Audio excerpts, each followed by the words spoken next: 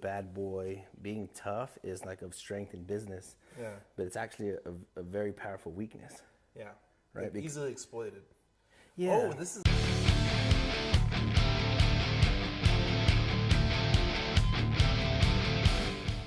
This is a great conversation. You've never been here before. We have never been here before. Okay. I know exactly where you're going with this. This is why I love this conversation. Okay, so we do this like 12 hours a day.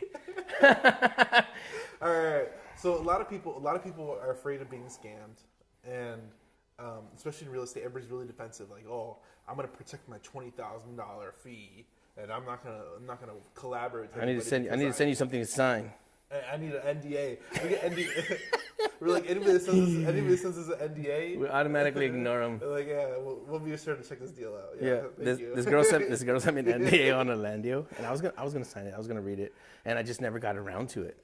It was like day after day after day, weeks later. I'm like, man, damn, forget it. Like, I don't want the deal.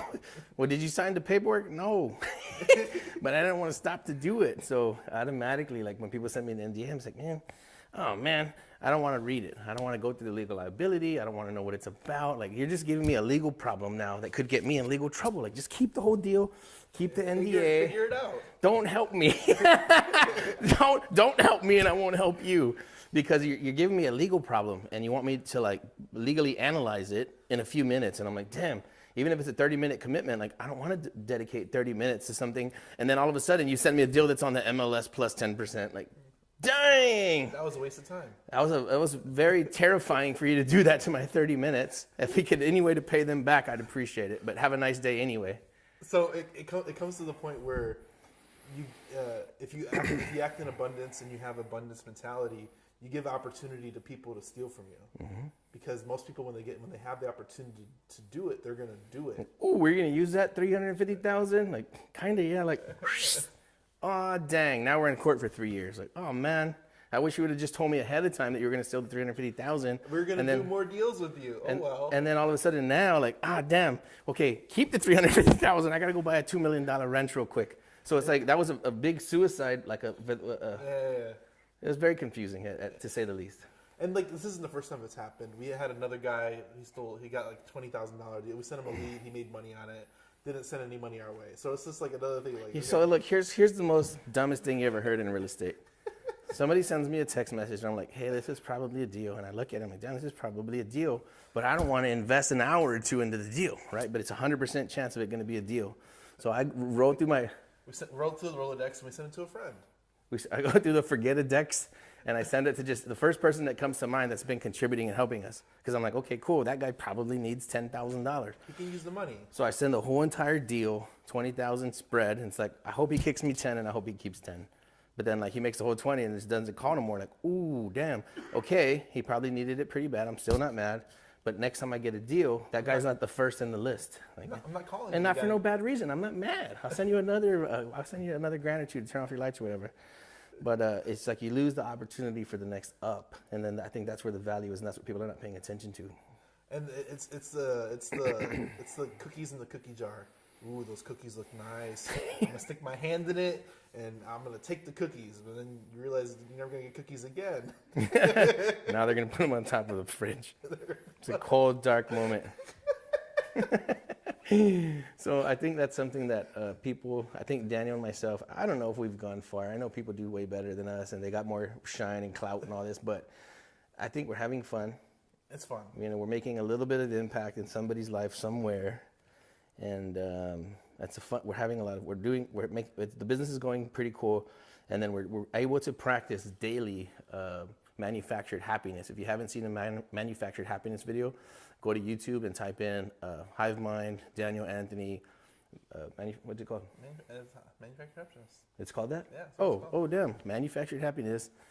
And it's cool, man. It's just like, hey, do I just give him like 4 seconds on it? Yeah, go ahead, 4 seconds. So here's my take on it. And maybe I'm wrong, right? I just think a lot. But let's say that you're going to want to be angry, or you want to make somebody angry. You're going to have this argument with this person. Whatever story you formulated in your mind, the way that this person wronged you, now you're going to show them how angry you are in return. So the first thing you have to do, step one, is you make yourself very, very angry. right? So now you go from being in a good mood, a normal mood, to very, very angry. You're like, oh, I'm so mad when I see him. Oh, it's going down. And then when you see that person, you make a bunch, and he's like, hey, you want some of this? And the guy's like, yeah, I'll have some. Boom, now you're both pissed. But it also works in the opposite direction, right? So if you're not feeling so amazing, you make fake happiness in your body. You find a way to bring up your mood, diet, exercise, prayer, meditation, church, something. And then as you're starting to make yourself feel more happy, then you can share it with the person next to you. Yeah. And so now Daniel's laughing. He's in a good mood. We're talking shit. Like things are we're just clicking, and it's a good vibe. So it's something that we get to practice on the daily with this business. Yeah. It's fun. It's fun stuff. That was my thesis. Let's jump back to people think they got the one up on you. I think we heard a story recently of people think they have the upper hand, but somebody's always watching, and it always comes back and always comes to light. And you may not like it when it comes to light, but somebody always knows. Yeah. Even if you think you got away with it, somebody always knows. And then stuff's on paper now. Everything has a digital record. So if you cheat somebody out of a deal, if you think you beat them and you got the better percentage by being slick or smart, that's on paper now. It's on the emails. It's on the internet. So it's a weird decision. Oh, let's talk about the one story where somebody did somebody wrong in the community, and then like, oh, why'd you block me? I just go all the way. Yeah. Okay, all right. I mean, we don't have to drop names because. So we're at HBHS. They don't know who they are if they're watching us. You know who you are. And we were at HBHS event. Charles and Mike invited us to speak, and there was like 500 people. There was a badass event, one of the biggest events I've ever been to in my life. And somebody had done somebody wrong in the Hivemind. It was a deal that was going south. The guy finds a way to capture the whole deal and cut everybody else's profit down to nothing, and he did the gun to the head approach, like, hey, take it or leave it or get out of the deal. I know there's probably a lot of reasons that might happen. Like, hey, the people stopped participating. They didn't deliver on what they said. They tried to steal the lady's money. I don't know what the details are. But if you're going to gun to the head approach like 4 or 5 Hivemind members all at the same time, I kind of don't care what the reason is. And I'll tell you why. Because if I got into a situation where, hey, man, shoot, I'm about to lose $100,000, but 4 of my Hivemind friends who I know, love, and trust are going to be put in a very bad position. Yeah. But no, they effed up. I want my $100,000, even though they're all going to take a negative $8,000. All right, you're out. Because I would never do that to one of my friends, never. Not even for $1 million, not even for $10 million.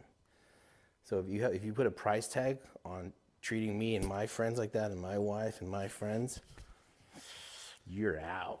Yeah. And there's no and he was like, but did you hear my side? No. Thank God that those words didn't fall on my ears. Thank God.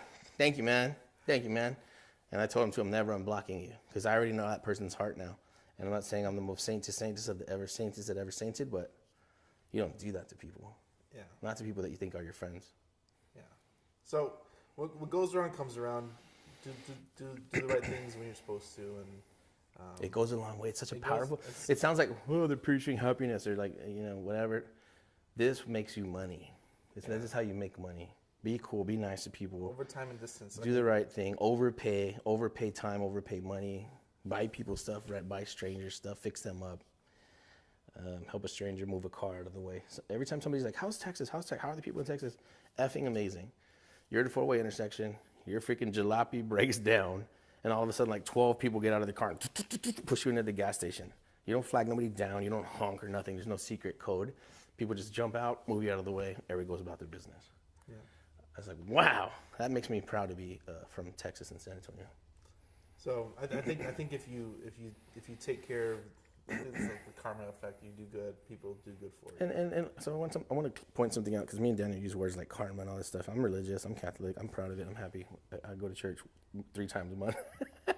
But I gotta miss something sooner or later, bro. I'm a human, man. That's a mortal sin. But like, we're just human. We're all trying to do the right thing. Yeah. It's good stuff. I think it's funny. I don't know. But if you think $10,000 is a lot of money, take it. But I would rather that person take the $10,000, and now we're not friends no more. The $10,000 is your reward for telling me who you are. Yep. thank you. I got a lot of important things to do this afternoon. So the money is, when people start counting pennies, we call it counting pennies. Tripping over pennies. Yeah, you know what? You can have everything. Like imagine you're playing Monopoly, and if things are going fantastic and they're going in your favor this day, right?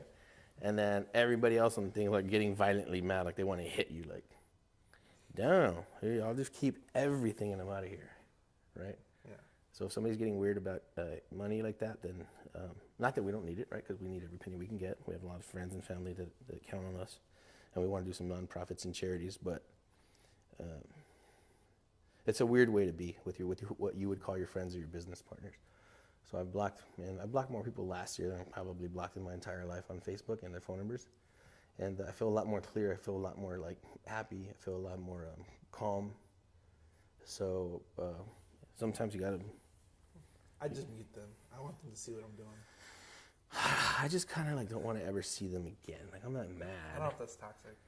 I don't know. I don't know what it is, but it's like if I could never see you again, that would make me feel 0.01 more fulfilled. For everybody here, what's really amazing about this business is that there's billions of people, and I just don't have to communicate with you. That's what I'm saying. Like, look, we love everybody. We help everybody. We give money to people we don't even know on the damn screen on the stage. Like, hey, this girl's like, I don't have enough money for Land Glide. I'm like, send her $10. I don't even know who she is. I don't know her first and last name. I don't know nothing. Here's $10. Get Land Glide, and then I can help you. And then like, we had a guy who's like, I think I got a deal. Run ghost ads. I don't have any money. Dude, I'll send you $15 right now. You want money? What's the question? So it's like, yeah, if people are willing to put in the work, then we're going to try to help them make it happen. Yeah. I have a realtor right now. I gave him ad spend to help me sell some property. You know what I mean? Like, it's because if not, what if we had to do that ourselves? We pay for it. We get the phone calls like, you're listing it. You talk to those people. So here's $1,000. You know, let me know when it runs out so I can fill it up again. And I would trust that guy has been with us for a long time, and he's always provided value. And he's never called me and said, hey, what am I getting? He just works and works and works. And so like I just feel guilty. Like here's some leads. Here's some listings on something that I could just sell by myself. Yeah. But we take care of our people, man, and it's fun. I feel very trusting. I feel calm, like nobody's going to steal a deal from me. So it's a pretty cool headspace to be in. That was Manufacturing Happiness. We talk about how when you create happiness for yourself, you can then share it with others the same way that if you wanted to create anger for yourself, then share it with others. That's two opposite sides of the spectrum. So it's a cool